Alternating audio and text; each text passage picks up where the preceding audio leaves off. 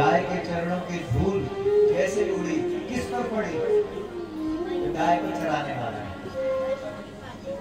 जो गाय को चराने के लिए गाय के पीछे पीछे जंगल में गया हुआ है, उसके माथे पर गाय के चरणों की धूल पड़ी, और जैसे गाय के चरणों की धूल पड़ी वैसे उसके माथे की रेखाएं बदल गई और उसकी किस्मत की रेखाएं बदल गई। इसलिए लोग कहते हैं, अरे ओ कन्हैया, तू तो ग्वाला था रे, तू तो ग्वैर था, ग्वैर, तू तो वृंदावन के जंगलों में गौवें चराने वाला था, तू सोने की द्वारिका का मालिक कैसे हुआ?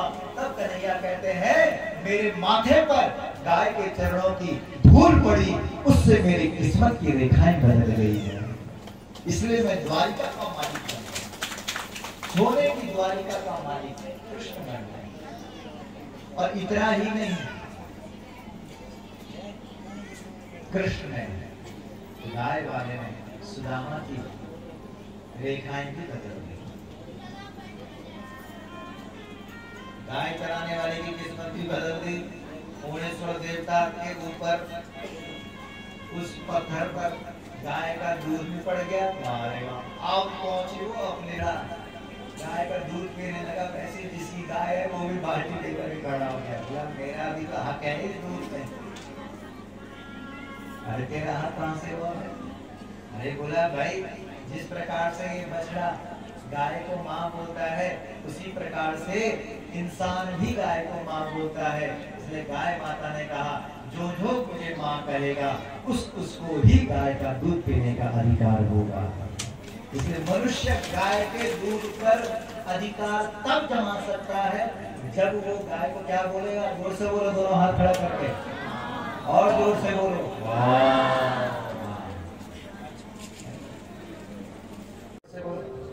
शाम को होती है। क्यों होती है शाम को? क्योंकि गाय जब जंगल चरने के लिए जाती है तो उस समय भागती नहीं है, बड़ी मुश्किल से धक्का मार मार करके जंगल की तरफ उसको भेजना पड़ता है। और जैसे ही गौ माता का पेट भर जाता है और पेट भरने के बाद गाय माता के घरों में दूध आ जाता है और संध्या का समय हो जाता है, तब देखो कैसे भागती है गाय। क्यों भागती है? क्योंकि उसके थनों में अब दूध भर गया है। अब उस दूध को गाय को किसको पिलाना है?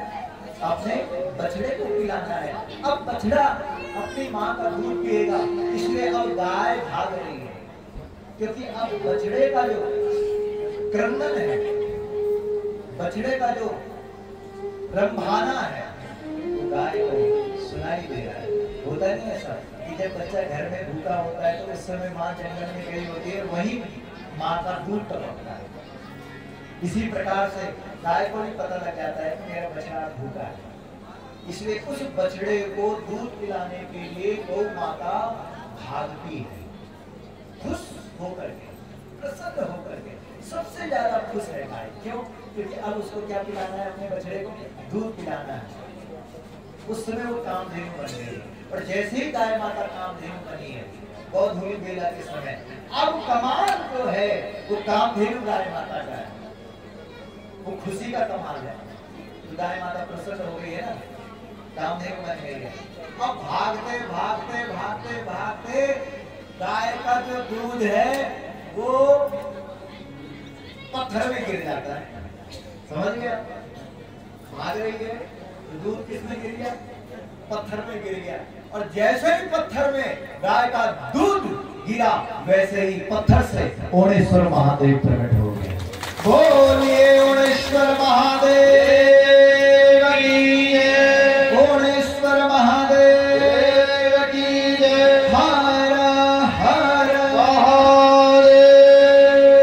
कमाल कर दिया गाय माता ने।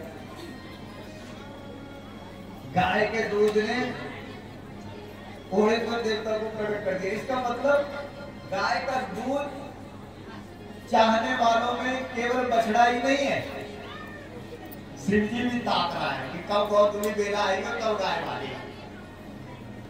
बोलो, सोचो। इसका मतलब जिनके घरों में गाय है, उन गायों का दूध केवल उनको ही नहीं चाहिए, केवल बछड़े को ही नहीं चाहिए, जब जब ओणेश्वर देवता की पूजा होगी तब तब ओणेश्वर देवता भी गाय के दूध से प्रसन्न होगा। इससे उन लोगों को कितना कितना कितना आशीर्वाद मिल रहा है जिनके घरों में गाय है, क्योंकि पूजा देवताओं की गाय के दूध से तो शिव जी को भी प्रसन्न कर दिया, खुश कर दिया। गाय भाग रही है, ठीक है, महादेव भी खुश हो गए।